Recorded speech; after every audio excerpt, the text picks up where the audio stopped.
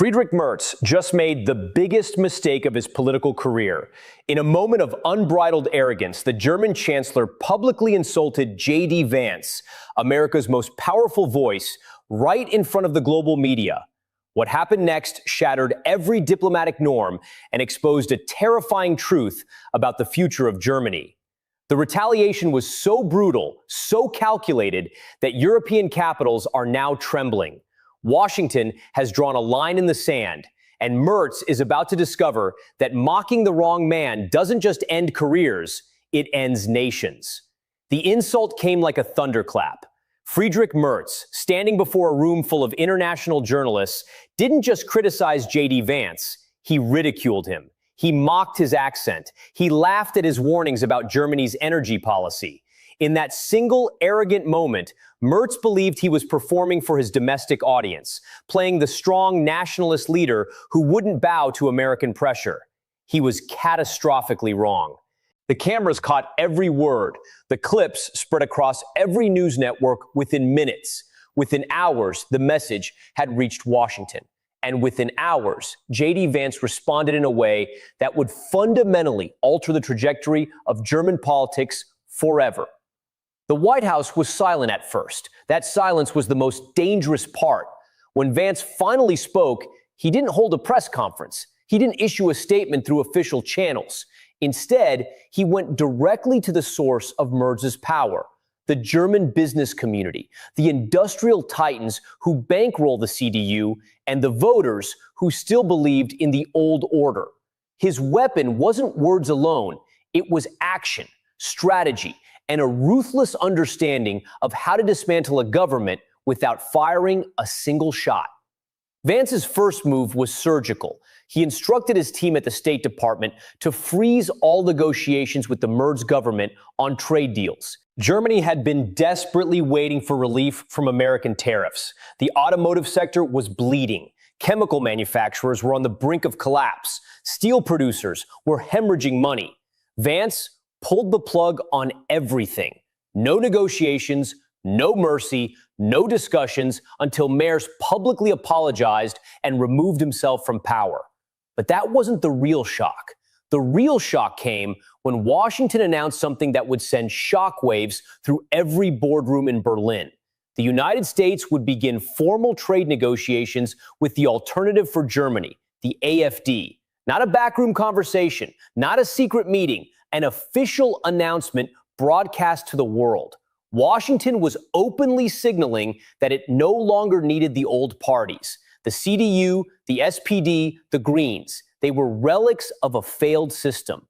The AfD represented the future. The AfD represented strength. The AfD represented leaders who wouldn't mock America's leadership on a global stage. German industrialists watched in horror as their government collapsed in real time. Banks started pulling investments. The euro weakened. Stock markets plummeted. Within 48 hours of Merz's insult, Germany's economy had lost billions in market capitalization. But Vance wasn't done. He went on every major American news network and delivered a message so brutal, so direct, that it made grown men question everything they thought they knew about international diplomacy. He said Germany had become a liability. He said Merz was a clown playing dress-up in a chancellor's suit. He said the German people deserved better than a leader who would spit in the face of their closest ally while begging for military protection. More importantly, he made a promise.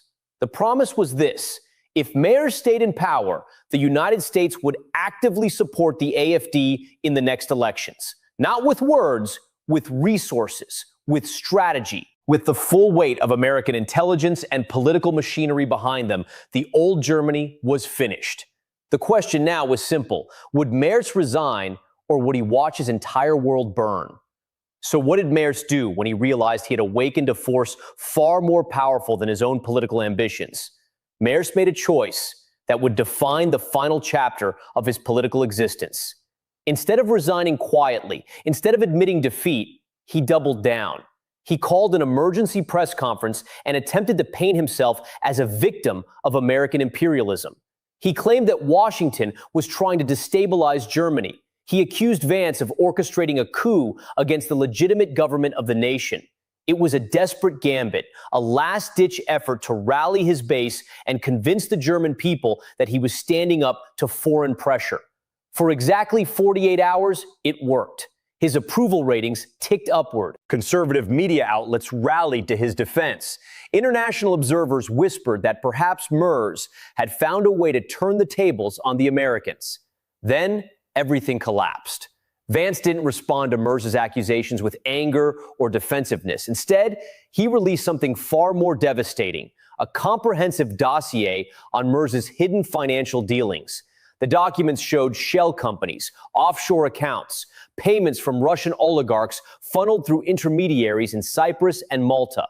For years, while publicly lecturing the world about democracy and rule of law, MERS had been secretly enriching himself through corruption. The German public watched in stunned silence as their chancellor was exposed as a hypocrite and a thief. The CDU leadership, already panicked by the economic collapse triggered by Vance's trade freeze, saw the writing on the wall. They abandoned MERS like rats fleeing a sinking ship. By day 3, even his own party members were calling for his resignation.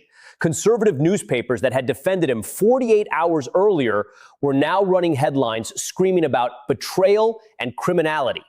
The Bundestag erupted into chaos. Merz's allies were nowhere to be found. His enemies circled like vultures. The German people, watching their currency weaken and their job prospects disappear, turned their anger toward the man they held responsible, their chancellor. Social media exploded with demands for his removal. Street protests erupted in Berlin, Munich, and Frankfurt. Police in riot gear faced angry crowds demanding accountability. But the most striking moment came from an unexpected source. Alice Weidel, the AfD leader, went on television and delivered a message that would echo through German politics for years to come. She didn't attack Merz personally. She didn't gloat over his downfall. Instead, she spoke directly to the German people. She said that for decades, the old parties had promised stability and prosperity. Instead, they delivered stagnation and decline. They promised moral leadership while enriching themselves. They promised to protect German workers while shipping their jobs overseas. They promised a green future while destroying the industrial base that built German greatness. The AfD, she said, represented something different. A government that would serve the people, not foreign interests. A government that would prioritize German sovereignty over ideological fantasies. A government that would stand with America as equals, not bow before it as subordinates. The message resonated. Polling data showed the AfD surging to record levels of support. Young voters who felt abandoned by the system flocked to Weidel's banner.